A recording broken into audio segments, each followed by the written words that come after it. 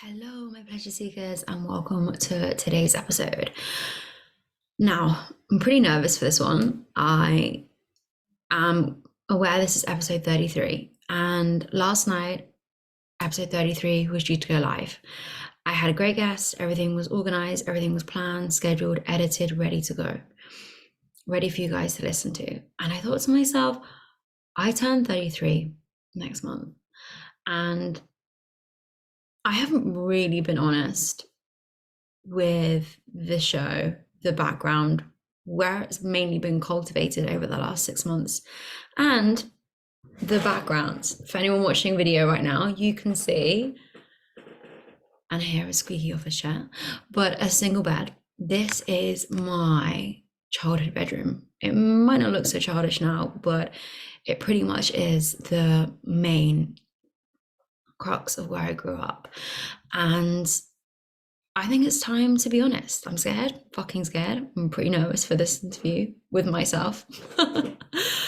I've always realized that my solo episodes have actually been some of the highest rated and listened to ones, and that makes me quite nervous. There's a big part of me that doesn't necessarily want to share a lot of my story or feels nervous, or there's that level of insecurity, which I guess ironically is why people listen. And I know, and I always say, like, a big part of my mission in this life is to show the people that they can use their voices in the most vulnerable parts of their lives and the ripple effects that has on their life. So today's a solo ep sharing how I've ended up back at my parents' house 6 months ago, the things I've learned, the things I'd love to be able to share now that hopefully will prevent people from potentially making those mistakes themselves or doing it, and feeling they can resonate with this and that they in somewhat feel inspired, I guess, or know that they're not alone as well. I think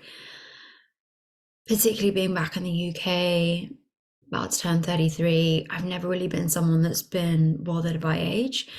I've been very blessed. My mum had me at 40, so I was her first child. There was no IVF, so I've kind of been brought up in that environment where age isn't really a thing. Of course, biologically as a woman, that does play a part, but for everything else, you can do it, you can have it. And so I really do bless, I'm very grateful for that part of my childhood and that belief that's been installed in me very early on. However, now that I'm back in the UK, catching up with good friends, spending time with people that I love, I'm noticing obviously there's been a lot of change in the pandemic where people have got married, they've had kids, and they're in these like beautiful relationships and happy in some form. And there has been that pressure on me where I've been like, fuck, I'm 32, single, back at my parents' house. Do I feel that pressure?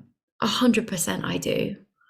However, I know for me, when I turned a certain age, and I know I'll share this. So I always thought by 26, I'd have 4 kids. I've always wanted a big family. I'd have the white picket fence. I'd have the cars. I'd have everything. And don't get me wrong, I still want the nice cars. I still know I will have those things, the beautiful home and the beautiful family. But I know I want to do it with someone that I really want to do that with. And I got to an age at 27 at the time where I was like, this isn't my person. Mutually both agreed and walked away, and that relationship ended.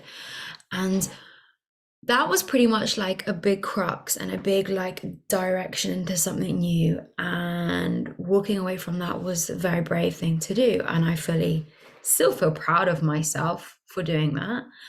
But I didn't expect to be at 32 living at my parents' house. I've lost all my money. I'm going to put that out there. Fucking terrifies me to just say that out loud. But from someone who was really financially independent from the age of 24 when I left uni, no student loan, got into sales quickly, was very successful in sales, have had somewhat deemed as a lavish lifestyle by people, and went on this tangent of spending loving it. I still love money. I can't wait to be earning that type of money again. I know I'll earn more because I've changed that whole belief system around earning money is a good thing. The world's not going to revolve around, the world does revolve around money, let's be honest. That's a whole different conversation. But I was so shameful when it came to March. And this is a very privileged situation to happen. I'm conscious I'm going on a tangent. But I got to March. I had a phone call with my parents. I was in Australia at the time. And my dad was like, do you need us to fly you home? And for someone that has a lot of pride in themselves, someone that has, and I feel emotional saying this, and you can hear this in my voice, for someone that's been so self-sufficient for so long, I was like, yeah, I need to come home. And I came back to a very dreary, cold England. I haven't been in England for 2.5 years. Back to my single bed with a case and a half of stuff, 2 failed businesses, a few failed relationships, ended up being in a cult for a day. Oh my God, I'm laughing that I've just shared that, but that's what happened. I got into all these crazy things that were no way aligned with who I am. And I was running after this stupid thing. And I'm saying it out loud now of thinking that I was broken. No one's broken. You're not broken. I'm not broken. We're all who we're meant to be. Fuck this broken mentality. I'd invested in all the courses. I was searching everything externally. And all I needed now, and I'm so grateful because I've only realized this the last 2 months, is connection, nature, of course, my basic human needs. I'm back to reapplying for 9 to 5s. I know that's not what I need to do, but I have to have the foundations in myself.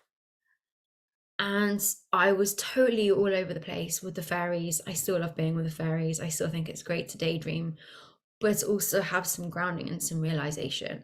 And for anyone listening right now that is thinking, fuck this, I'm just going to quit my 9 to 5. I'm going to start a business. I'm going to do this and I'm going to do that. That didn't work for me. And that's why I want to share this. Because the realization is, yes, it's great to quit. I quit a lot of things that don't feel good, relationships, friendships, businesses, but I go all in and I try it. And now what I've learned is if you're quitting something, you got to have a plan. And you got to have the right support around you, the right connections with yourself. I think a lot of people are scared of that. I've been running away from that up until I'd say July this year. And it took till me to get to a point where I owed a lot of money to the government. I cleared all that debt in Australia. I cancelled every course, every subscription, everything I had, and I went back to basics. And learning is a core value of mine. I never stop learning. I'm not saying that. But life is the initiation. And I know that probably sounds pretty corny, but learning what I've learned in the last year for me and my development and my life is detrimental to where I'm heading to. I can't build a business if my foundations aren't grounded, if my values aren't grounded, if my nervous system isn't grounded, and if I know who I am.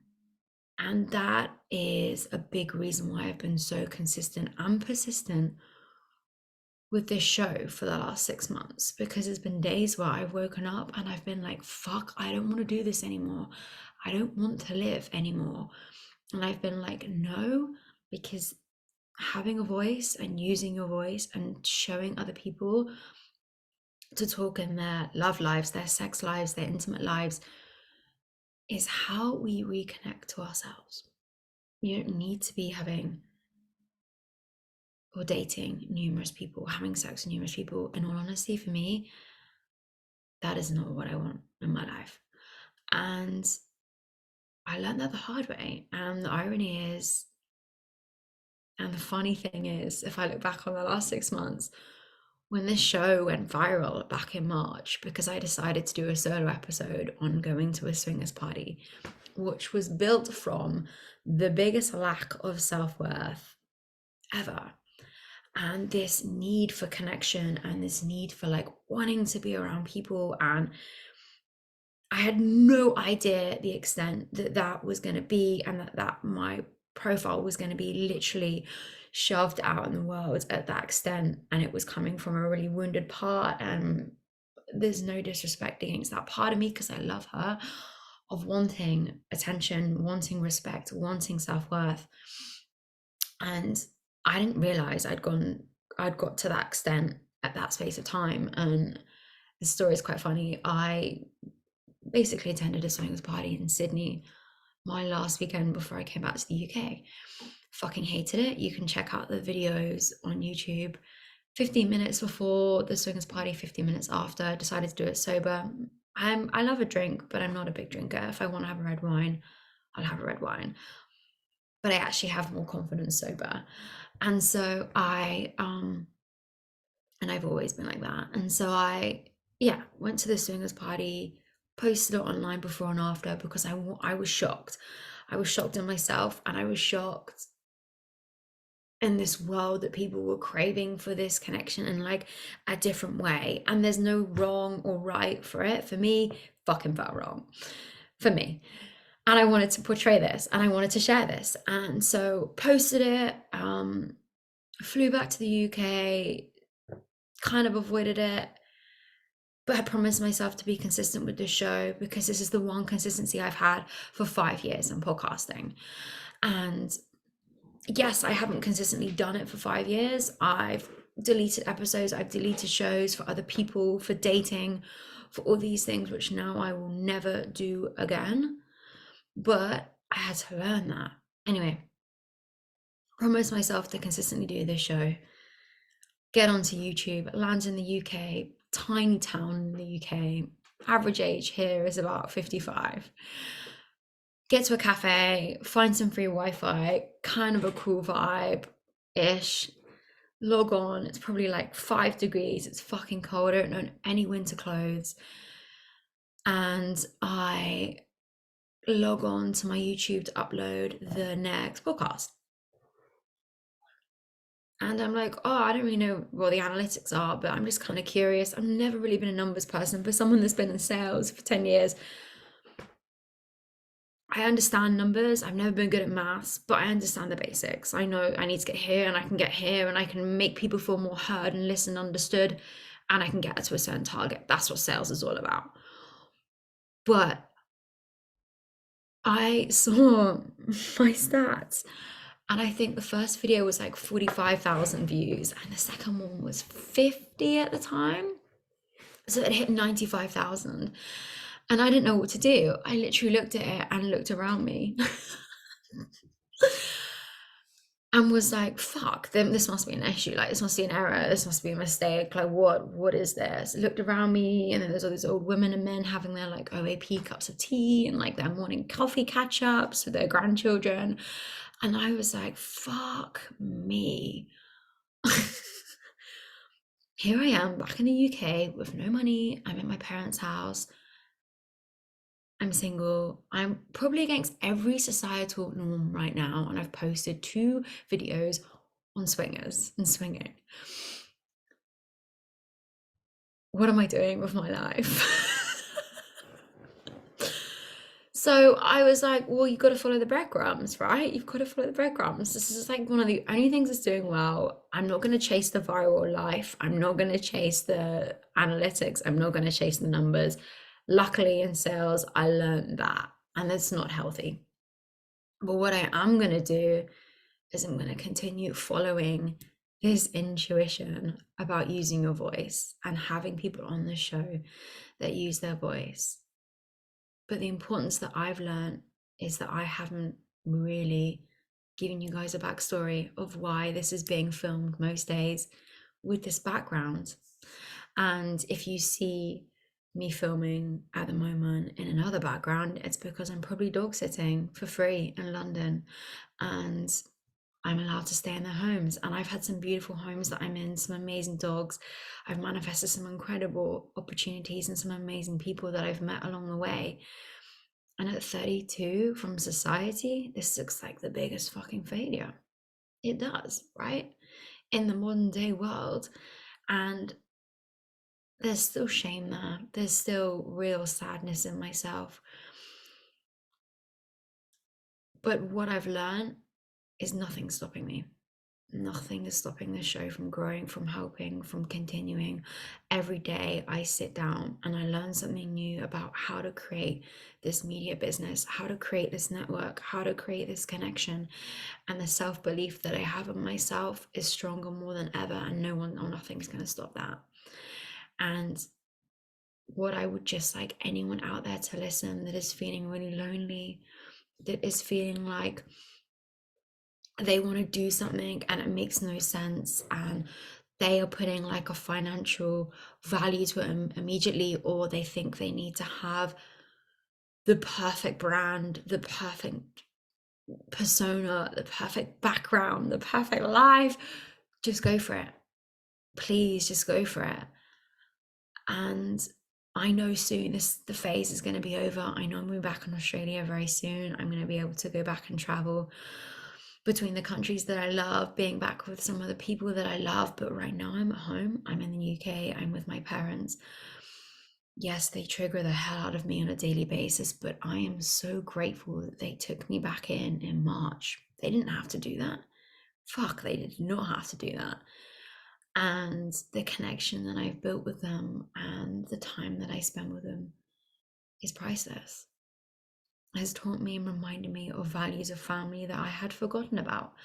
And when you move overseas as a single person, you become that person that looks out solely for themselves. You have to. And to an element, you become in survival. And that isn't healthy for your long-term nervous system. I feel blessed that when I go back overseas, that whichever country that is, and the countries that I have in mind were Australia being the first one, and then I know I will head somewhere else, but it's because I have my people there too, and I have that grounding in myself. And I feel so blessed to be around the people that I have in my life, because everyone that has been there for me for the last 6 months, I owe them. Well, I'll forever be there for them. And it's a very fortunate place to be. I feel very, very, very lucky. And I feel really like the world's in a place now where we think we need to do all this healing and all this investment. And the irony is, I had fucking Tony Robbins book for next week that I bought like 4 years ago, and me and a friend are trying to frantically sell those tickets. And it's nothing to do with him as a person. Fuck, you know, what that man's created is incredible. But in this personal growth world and development world, there is somewhat, for some people, a belief of brokenness, and they need to be fixed. And you're never going to be fixed because you're who you're meant to be. Yes, of course, habits, discipline, being a better human every day, or just doing your best every day, even if that means having a long lie-in, canceling on a meeting, showing up for yourself, going to the park, playing with friends, taking your dog for a walk, enjoying a cup of coffee or a matcha on your own. Like, that is who you are. And I just want to share that with people, because I know my podcast comes under the personal development, self-growth industry, and the show is built partly on that. But what I want to share is that the core value in that is to inspire you to keep being yourself, and to keep asking for what you want, and to keep getting what you need. And for the last 4 months, the last 4 months, I've slowly begun to realize that what I needed was to be back at my parents' house in England, was to be cleaning up my financial stuff, was to be educating myself on the things that I know as a smart woman I need to brush up on, and for knowing what I'm good at and sticking to that, and for being supported by the ones that can help me in other areas. And if that meant all day sitting there with a friend under a tree, sounds super hippie, but having a cup of coffee in my small town of Winchester, and that's what I needed. And if you're at a point in your life right now where you hate what you're doing, I read a stat the other day where it's like 86% of the UK, and I'm in the UK right now, obviously, this is why I'm saying the UK, but I'm aware this audience is global, and I love all of you, whatever country you're in right now. But as an example, 80% of UK people are unhappy and unfulfilled in their jobs. And a job is a very powerful thing to have. You are contributing to society in some way, you're earning money, you're giving yourself the resources that you need from a basic human need. So don't ever take that for granted. But if you can make a simple step to working out what you want to do, then start doing it and just try things. Anything. And it doesn't need to be something that you think needs to generate revenue. It doesn't need to be some big guru online, someone that feels they need to save everyone. It's a hobby. Try something new. Painting, I don't know, swimming, anything. Just try it, because we are creative people. We are all so creative, and we're born into this world being creative. And that is how we create and cultivate ideas and connections and new tribes and meet new people and new lives. And if you feel like because you're a certain age you can't do something, go surround yourself with people that are doing what the fuck they want to do, and they don't give a shit about age. And there's someone that I know is a great woman that I look up to, and it's a woman called Trini Woodall. She's 59, and she's just created one of the most successful businesses in the world. She built her first business when she was 54. Vera Wang, famous designer, started her business at 40. It doesn't need to be business related, by the way. It can be anything. But I think we need the world to understand that, and particularly in a privileged place in the world where you have the access to any resource, you can learn anything. If you don't fucking know it, you go and go out and get it for free. And that's when your life will change. And going back to the simplicities, if it means going back to your parents, if you're blessed to have that set up, do it. If it means reaching out to a friend and sleeping on their sofa, been there, do that. You know, and there's no harm in starting from scratch. It's fucking terrifying at times, but there's no shame in it, because in the long run, it's going to pay off. So thank you for listening. Even if there's someone that's listened to this for like 30 seconds, that's taken a slight snippet, a slight piece of inspiration, or like an insight into what they want to do next, or to know they're not alone, you know, if they're feeling burnt out, if they're feeling like they're on the wrong rat race, they're in the wrong place, stop. Just stop. Don't maybe quit and go all in like I did.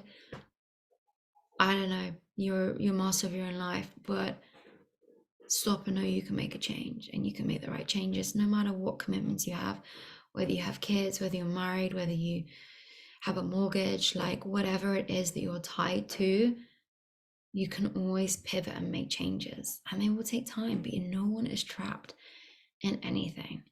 As long as your survival, your basics are covered, your home, Maslow's hierarchy of needs, for anyone that's listened to that or understand that. If not, give it a Google. Your security, your values, as long as you're aligned with those, or you don't even know them, fair enough. I realistically only found out mine about a year ago. You need a refresh in looking at them, then do that. Just stop, because life is full of people that have mental illness and mental health. And if you look at a lot of it, it's because it's a misalignment in what you want to do and who you want to become. And there'll be far more millionaires, billionaires, or whatever term of success anyone sees out there. People stop and follow what's in their heart. So yeah, bit of a deep one, bit of a vulnerable one. I'm going to be very nervous to launch this. But for anyone that has felt some form of inspiration, a chance to redirect their lives, thank you for listening. And please share it with anyone that you know is at a point in their lives where they're like, shit, I want to feel heard, I want to feel seen, I want to feel understood. Then thank you for listening, and please share it with anyone out there. And as always, The loyalty in you guys as an audience always overwhelms me and fills me with so much joy. And the show is done selfishly for me because I get free therapy basically every month and week. But also, of course, it's done for you guys and for you guys to realize that by using your voice in the most scariest and intimidating ways with yourself and with your relationships, whether that's love, intimate, friendships, that your life can unfold and change to be so much better.